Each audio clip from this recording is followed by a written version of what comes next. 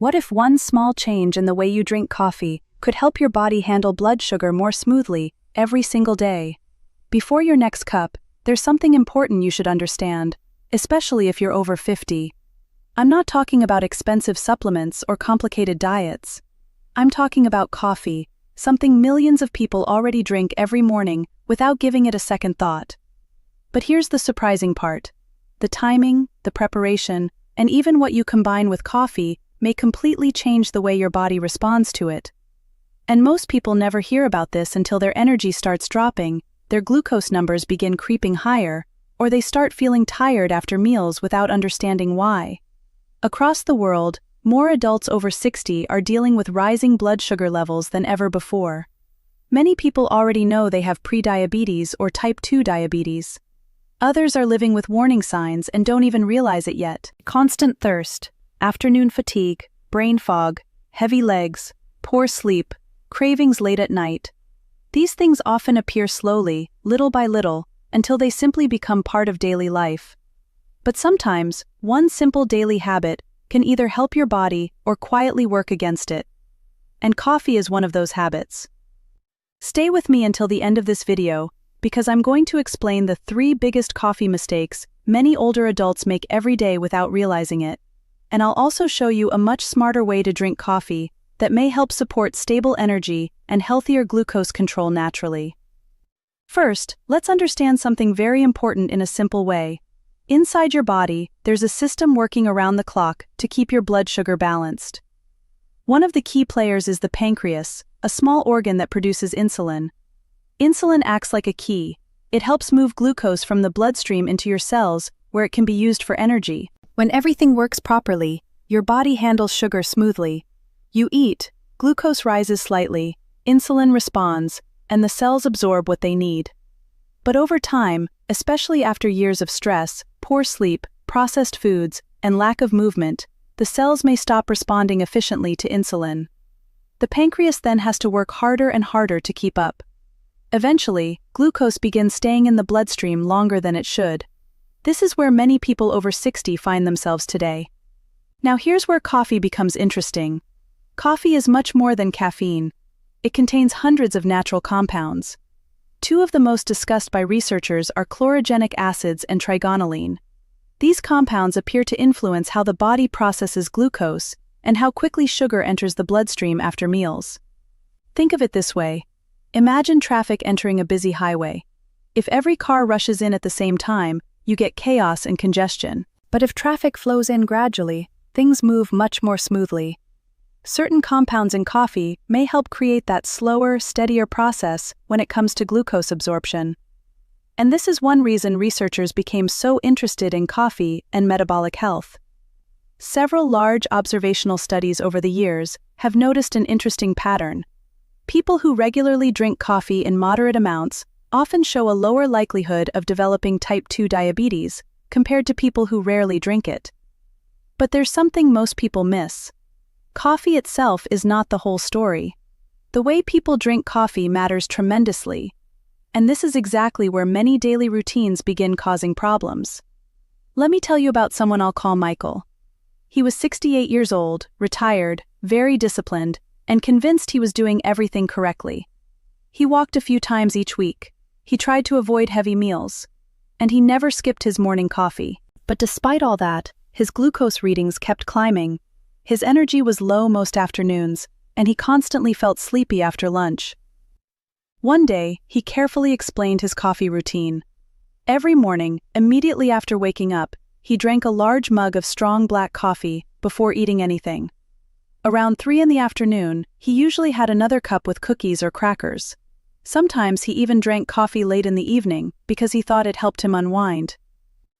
At first glance, none of this seemed extreme. Millions of people do exactly the same thing. But there were several hidden problems in that routine. The first mistake was drinking strong coffee on an empty stomach immediately after waking up. Most people don't realize this, but your body naturally releases cortisol in the early morning hours. Cortisol is part of your body's wake-up system. It helps you feel alert and ready to begin the day. It also signals the liver to release stored glucose for energy. That's normal, but caffeine can amplify this process. So when someone drinks strong coffee before eating anything, especially after a long overnight fast, the body may release even more glucose into the bloodstream. For some people, this creates a noticeable spike before breakfast has even started. And many older adults never connect their elevated morning glucose levels with that first cup of coffee. Some people tolerate this effect well, others are much more sensitive. That's why timing matters. The second mistake was what accompanied the coffee. Sugar may seem harmless in small amounts, especially if someone has used it in coffee for decades. But adding sugar creates a rapid glucose increase that can completely change the metabolic effect of the drink. And surprisingly, some artificial sweeteners may also create issues for certain individuals. Researchers have become increasingly interested in how artificial sweeteners influence the gut microbiome, the community of bacteria living in the digestive system. These bacteria appear to play a much larger role in metabolism than people once believed. Now, this doesn't mean every sweetener affects every person equally, but it does mean many people may want to pay closer attention to how their body feels after consuming them regularly. The third mistake was drinking coffee too late in the day. Many adults over 60 underestimate how long caffeine remains active in the body. Even several hours later, caffeine may still be influencing cortisol levels, nervous system activity, and sleep quality. And sleep is deeply connected to blood sugar regulation.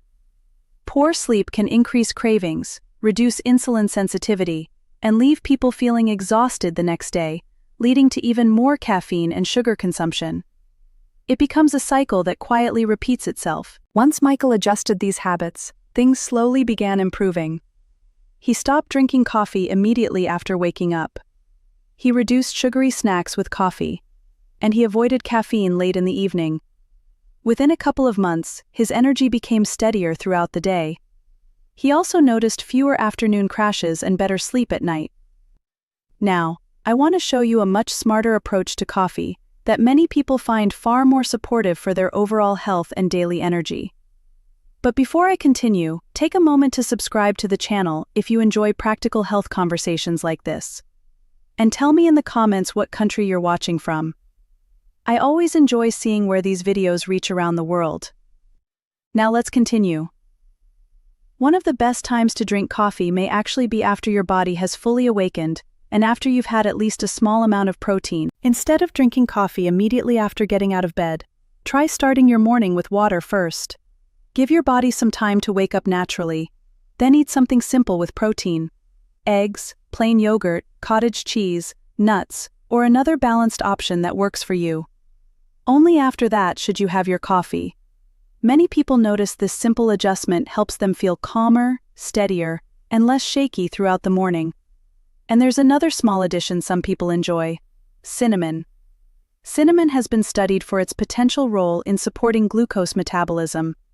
While it's certainly not magic and not a replacement for healthy habits, some research suggests it may help support more balanced blood sugar responses in certain individuals. Even half a teaspoon added to coffee can create a warm flavor and potentially offer additional support. Another interesting strategy involves drinking a small cup of black coffee before lunch, rather than alongside dessert afterward. Some researchers believe coffee compounds may help slow glucose absorption when consumed before meals. And many people report feeling less sluggish after eating when they use this approach. Again, everyone responds differently, but these are simple adjustments worth paying attention to. There's also one moment people rarely talk about: coffee after physical activity. After a walk or light exercise, the muscles become especially active in using glucose for energy. This is one reason movement is so powerful for metabolic health. The muscles act almost like a sponge, helping pull glucose from the bloodstream.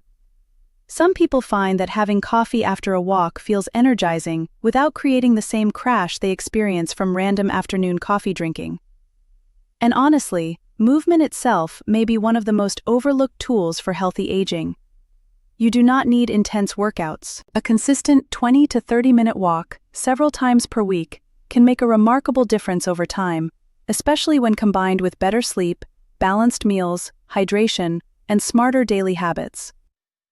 Coffee works best when it's part of a larger healthy routine, not when it's used to compensate for exhaustion, stress, or poor sleep. And this brings me to another story I think many people will relate to. Her name was Linda, and she was 66 years old. She had been trying to improve her glucose levels for years. She took her medications exactly as prescribed and genuinely tried to eat healthier, but she still felt drained most afternoons. Her routine looked harmless on the surface. Every morning she drank sweetened coffee with flavored creamer.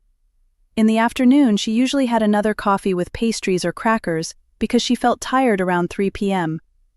And at night, she struggled with restless sleep. When we looked more closely at her routine, several things became clear. It wasn't only about the coffee itself, it was the entire pattern surrounding it. So we focused on small adjustments instead of drastic restrictions. First, she stopped drinking coffee immediately after waking up. She began her mornings with water and breakfast first, usually eggs or plain yogurt with a few nuts. Then she switched from sweetened coffee drinks to plain coffee with a little cinnamon. Next, she replaced afternoon pastries with a short walk outside, even if it was only 15 or 20 minutes. After the walk, she sometimes enjoyed a small coffee without sugar. The changes sounded simple, almost too simple, but within several weeks, she noticed her afternoons felt completely different. Her energy became steadier. She no longer felt that heavy crash after lunch. And perhaps most importantly, she began sleeping more deeply at night. This is something I wish more people understood. Health improvements often begin quietly, not with dramatic transformations overnight, but with small daily decisions repeated consistently. And coffee, surprisingly, can either support that process or interfere with it, depending on how it's used. Now let's talk about several things that may quietly cancel out many of coffee's potential benefits. The first is flavored coffee drinks loaded with sugar. Many coffee beverages contain far more sugar than people realize. Some contain enough added sugar to create a major glucose spike before the day has even started. Even drinks marketed as light or low-fat can sometimes contain large amounts of syrups and hidden sweeteners. This is why plain coffee is usually the better option. The second issue is highly processed coffee creamers. Some contain hydrogenated oils, artificial flavorings, and ingredients that add stress to metabolism rather than supporting it. If someone truly dislikes black coffee, a small amount of unsweetened milk or cream is generally a much simpler option. The third issue is pairing coffee with ultra-processed foods. Coffee alongside donuts, pastries, sweet cereals, or packaged snacks creates a completely different metabolic response than coffee paired with protein or balanced meals. Many people blame coffee itself when the real issue is what they consistently eat with it. And there's another important point. Some people drink coffee not because they're tired, but because they're exhausted. There's a difference. Coffee can temporarily mask fatigue, but it cannot replace sleep, hydration, movement, sunlight, or proper nutrition. If someone constantly relies on caffeine just to get through the day, the body may already be sending important signals that deserve attention. This is especially true after 60. As we age, the body becomes more sensitive to stress, sleep disruption, dehydration, and blood sugar fluctuations. Habits that felt harmless at 40 may affect the body very differently at 65 or 70. That's why paying attention to timing becomes so important. For many adults, caffeine late in the afternoon quietly affects nighttime sleep without them even realizing it. They may still fall asleep, but the quality of sleep changes. And poor sleep influences everything: appetite, energy, cravings, mood, memory, and glucose regulation. This creates a frustrating cycle many older adults know all too well. Poor sleep leads to fatigue. Fatigue leads to more caffeine and sugar. More caffeine disrupts sleep again. Breaking that cycle often starts with surprisingly small changes. Now, I also want to mention something very important. Not everyone responds to coffee the same way. Some people metabolize caffeine quickly and feel perfectly fine with 2 or 3 cups per day. Others are much more sensitive and may notice palpitations, anxiety, shakiness, digestive discomfort, or insomnia, even from small amounts. Listening to your own body matters more than blindly following trends. And for people who enjoy coffee but are sensitive to caffeine, quality decaffeinated coffee may still offer many of the same beneficial compounds without the stronger stimulant effect. Now let's talk briefly about what I call the daily support trio. These 3 habits work extremely well together. The first is smarter coffee timing. Not immediately upon waking. Not overloaded with sugar. Not late at night. The second is regular movement. And I want to emphasize this carefully because many people believe exercise only counts if it's intense. That simply isn't true. Walking matters. Gentle movement matters. Stretching matters. Gardening matters. Climbing stairs matters. The body was designed to move regularly. Even moderate movement helps muscles use glucose more efficiently. The third part is prioritizing protein and balanced meals. Protein helps support muscle mass, especially as people age. It also tends to create more stable energy and greater fullness after meals, compared to highly processed carbohydrates alone. Simple foods like eggs, fish, yogurt, beans, chicken, lentils, nuts, and cheese can make a real difference when included consistently. When these 3 habits work together, many people notice major improvements in daily energy and overall well-being. Not perfection, not miracles, just a body that functions more smoothly. And honestly, that's what most people truly want as they get older. They want stable energy, clear thinking, better mornings, less fatigue, more independence, more good years. Now, I need to say something important here. Nothing in this video replaces professional medical care. Anyone already managing diabetes or taking medication should continue working with their healthcare provider and never make major treatment changes on their own.